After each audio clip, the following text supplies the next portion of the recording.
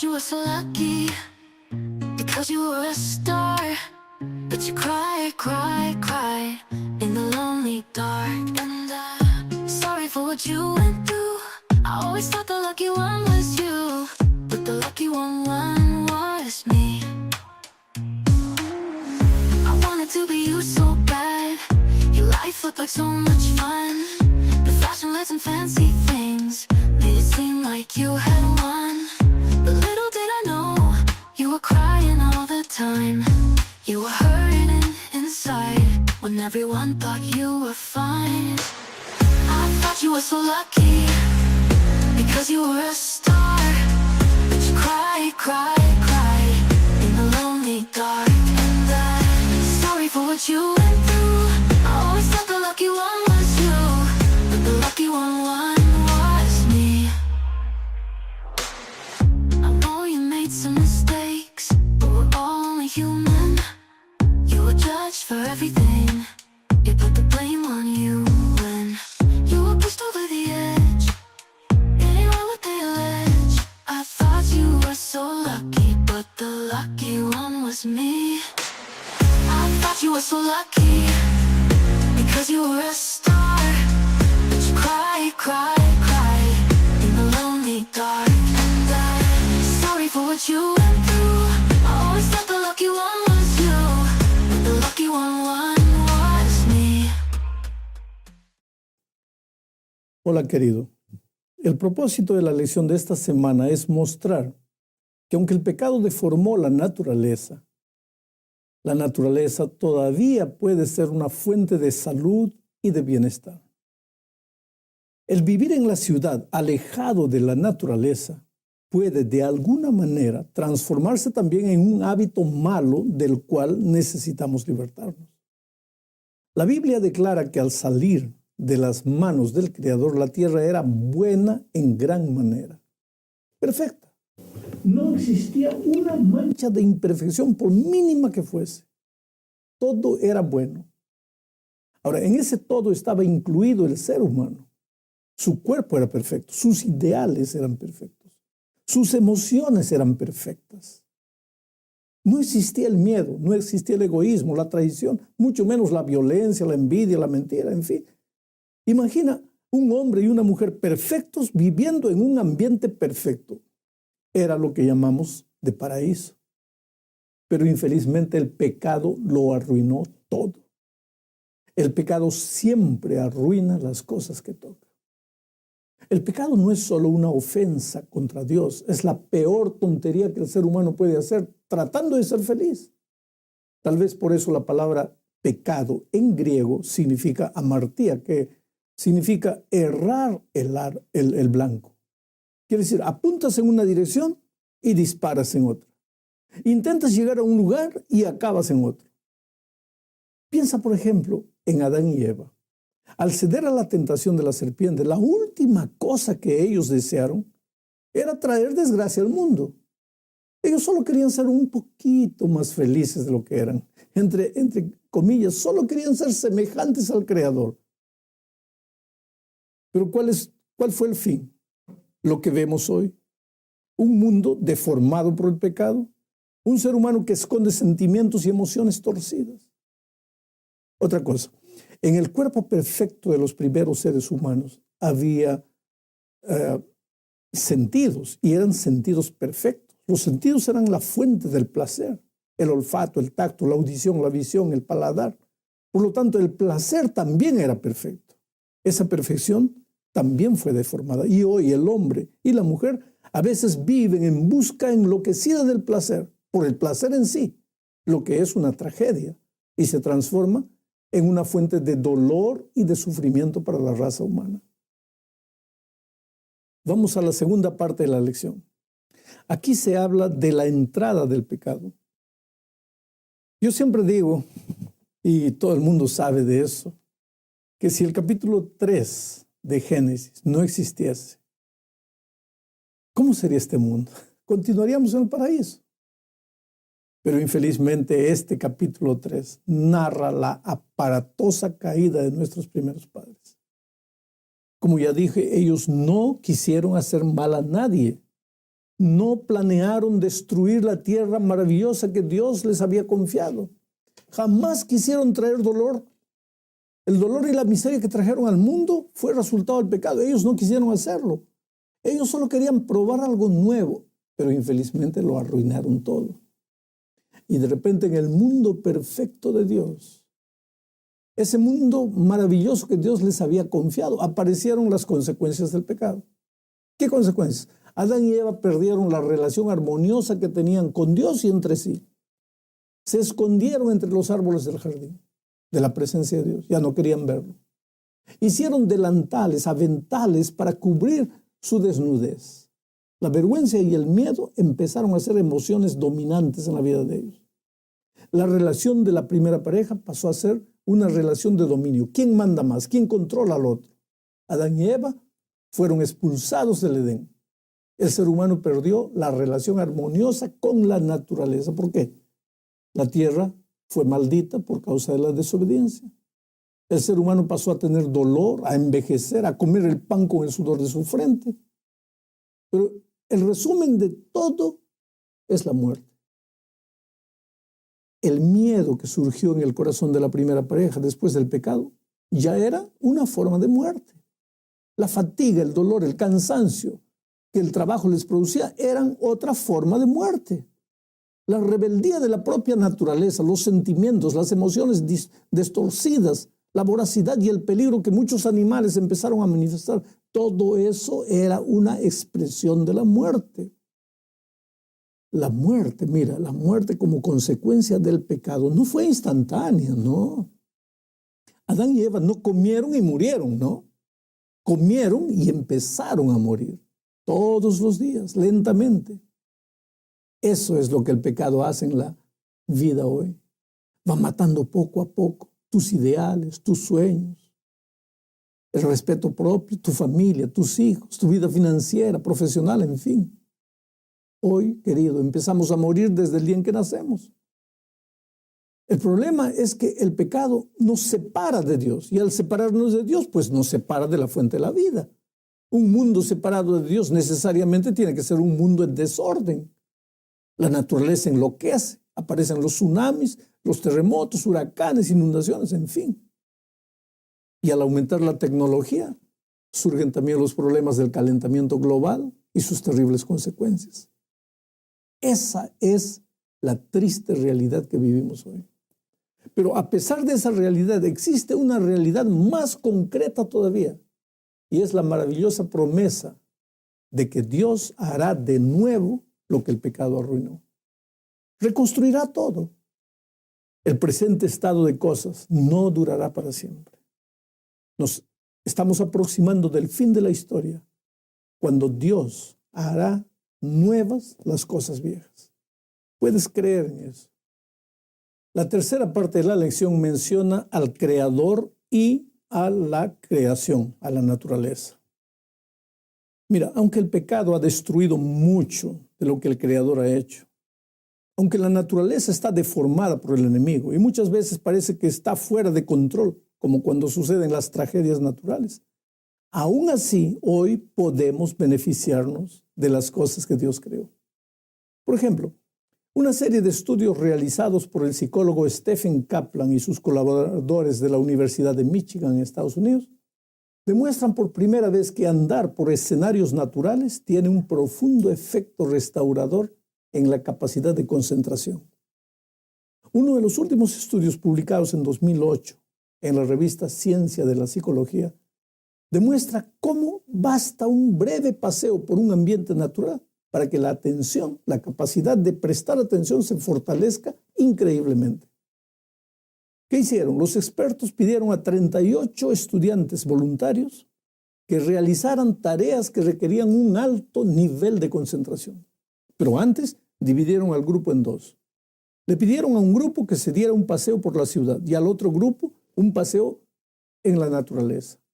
Resultado, el segundo grupo que paseó en la naturaleza logró mejores resultados en las pruebas realizadas. Pero no solo eso, sino que los investigadores William Sullivan y Francis Koo de la Universidad de Illinois en Estados Unidos analizaron la relación entre la ausencia de un ambiente natural, la falta de un ambiente natural y la irritabilidad y la agresividad. Para esto ellos estudiaron a 145 mujeres que vivían en edificios con vista a campos verdes, mientras que las otras habitaban en lugares de donde solo se veía hormigón y cemento. Los resultados demostraron niveles significativamente más bajos de agresividad y de violencia entre las residentes de los departamentos cercanos a la naturaleza. El resultado se repitió en otra investigación, pero con 169 niñas que vivían en un mismo barrio. Solo algunas de ellas podían ver la plaza llena de árboles y flores desde las ventanas de sus casas. Las que tenían estas vistas bonitas, naturales, no solo tenían un mayor rendimiento en tareas relacionadas con la disciplina, sino también mejores pruebas de concentración. Otro estudio de Roger Ulrich, publicado en la revista Ciencia, demostró cómo la ubicación de un hospital de Oregon en Estados Unidos en un ambiente de naturaleza redujo el tiempo de recuperación de los enfermos de 5 para 2 días y ayudó a que los pacientes necesitasen menos medicamentos para el dolor. Quiere decir, mirando la naturaleza, se calmaba de alguna manera el dolor. Finalmente, querido, está probado que pasar media hora en medio de la naturaleza o en un shopping center o en un mall no es lo mismo para la salud. Investigadores de la Universidad de ESSEC compararon el efecto de una caminata en ambos escenarios y descubrieron que 71% de las personas que pasearon por la naturaleza reportaron menores niveles de depresión y ansiedad después de su caminata entre los árboles. Ahora, entre quienes caminaron por el mall o el shopping, un 45% sintió menos deprimido, pero un 22% dijo sentirse más triste y un 50% reportó estar más tenso. Ya en otro trabajo, los mismos autores preguntaron a 108 personas con variados problemas de salud mental sobre su sensación después de haber estado en ambientes de naturaleza.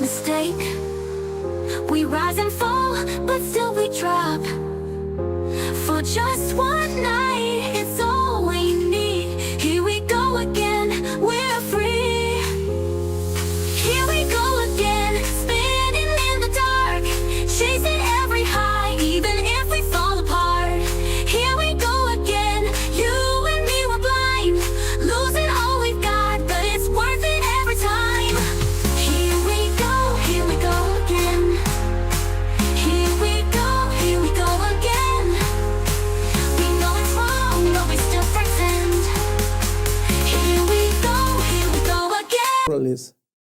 El 94% dijo que las actividades en contacto con la naturaleza habían beneficiado su salud mental y emocional, habían reducido la depresión, mientras que el 90% dijo que lograron el mayor efecto combinando ejercicios con paseos campestres o salidas a los parques naturales. Quiere decir, querido, aun cuando la naturaleza hoy día está deformada por el pecado, todavía tiene enormes beneficios para la salud. La cuarta parte de la lección habla de los beneficios de observar y estudiar la naturaleza. Jesús mismo lo dijo, mira, en Mateo capítulo 6, versículos 26 al 29, observa lo que dice: mirad las aves del cielo, que no siembran ni ciegan, ni recogen en graneros, y sin embargo vuestro Padre Celestial las alimenta. ¿No sois vosotros de mucho más valor que ellas? Y por la ropa, ¿por qué os preocupáis? Observad cómo crecen los lirios del campo. No trabajan ni hilan, pero os digo que ni aun Salomón, con toda su gloria, se vistió así como uno de ellos. Hay dos verbos: mirad, observad. ¿Qué? Los pajaritos, los lirios del campo. En otras palabras, mirad la naturaleza. Mira, aprende, saca lecciones de las cosas que Dios creó. Ahora entiendo por qué Dios dice que la naturaleza también es su revelación. El problema con nosotros es que vivimos corriendo. No tenemos tiempo para nada. Somos esclavos de la ciudad o entonces esclavos del trabajo, esclavos de las presiones de la vida, y no salimos de esta rutina para ver las maravillas de la creación. Si lo hiciésemos, si tuviésemos unos minutos diarios contemplando la naturaleza, querido, encontraríamos ahí, observando esas cosas, respuesta para muchas de las inquietudes que están en nuestra vida, masacrándonos todos los días. El problema es que esos detalles simples de la naturaleza pasan desapercibidos a los ojos de los viciados en la ciudad y en el trabajo. Voy a mencionar solo dos cosas que se pueden aprender de la naturaleza. Observemos el tránsito ordenado de las hormigas. ¿Cómo encuentran las hormigas el camino de regreso al nido cuando salen a buscar comida? Un grupo de investigadores británicos descubrió que algunas especies, además de dejar un rastro oloroso para poder volver, se valen de principios geométricos para trazar senderos que las ayuden a volver a casa. Por ejemplo, en el caso de las hormigas faraón, una especie de hormigas, las rutas que parten de la colonia se bifurcan en un ángulo entre 50 y 60 grados. Esto señala un artículo de la revista Nuevo Científico. ¿Qué tiene esto de particular? Cuando la hormiga que regresa al nido llega a una bifurcación, toma por instinto el camino que la obliga a desviarse menos, lo cual inevitablemente la va a conducir al hormiguero.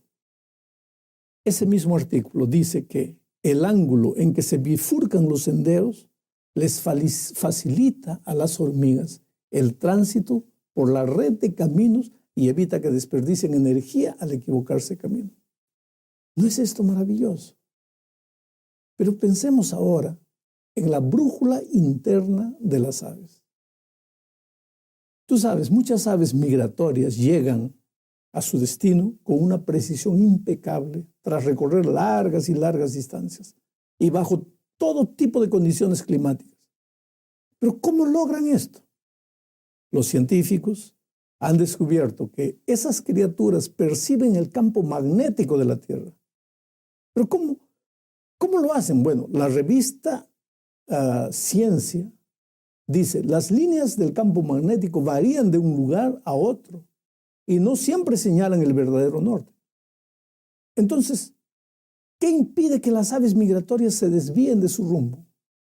Al parecer, ellas ajustan a diario su brújula interna de acuerdo con el punto por donde se pone el sol. Pero como dicho punto cambia según la latitud y la estación del año, los investigadores han descubierto que las aves compensan tales cambios con un reloj biológico que les indica el momento del año en que se encuentran. Ahora dime una cosa: ¿quién proporcionó a la hormiga sus conocimientos de geometría? ¿Quién dotó a las aves de una brújula interna, de un reloj biológico, así como de un cerebro capaz de interpretar los datos procedentes de tales instrumentos naturales? ¿Qué podemos aprender de estas simples cosas? Que hay un Dios de amor por tras de la creación. Quiere decir, la doctrina maravillosa de la existencia de Dios no lo necesitamos aprender necesariamente en la Biblia, observando la naturaleza. ¿Quién puede decir que no hay un creador por tras de todo eso? Aprender. Llegamos ahora al fin de la lección estudiando el Salmo 104. Este Salmo 104 es un salmo maravilloso que celebra la gloria del Creador y la grandeza de su creación. Es posible que Pablo estuviese pensando en el Salmo 104 cuando se dirigió a los filósofos en Atenas, pues se refiere a un Dios que se interesa en su creación. Un Dios que no abandonó a su creación como piensan los deístas. Con toda seguridad, el autor de este salmo, del Salmo 104, tenía en mente, cuando escribió este salmo, el capítulo 1 de Génesis. Aunque no haya seguido en detalle los 6 días de la creación, ni menciona la creación del hombre y la mujer, pero el salmista empieza con la luz y prosigue con la separación de las aguas y la creación del firmamento. Después menciona enseguida la creación de la vegetación, así como la aparición del sol y de la luna en el cielo, y la creación de los seres terrestres y marinos. Quiere decir, el Salmo declara que Dios es extremadamente grandioso, sabio y benigno. A pesar de vivir en un mundo que carga la maldición del pecado, la tierra sigue siendo gobernada por las leyes divinas. Pero lo que más me impresiona de todo esto es que ese creador inmensurable e infinito se preocupa por alguien tan insignificante como es el pobre pecador. Por eso, querido, cada vez que te sientas tentado a creer que no vales nada, cuando las injusticias de esta vida te atormenten, cuando nada te salga bien, cuando sientas ganas de desistir, mira la naturaleza y piensa, si hay un Dios que se preocupa por animales y vegetales, ¿por qué no se preocuparía por ti también? Piensa en eso. Y sigue luchando a pesar de las dificultades que parece que no tienen fin. No te concentres en la ciudad. Vivir solamente en la ciudad, sin mirar un poco la naturaleza, es un vicio, es un hábito malo del que necesitamos libertarnos para entender.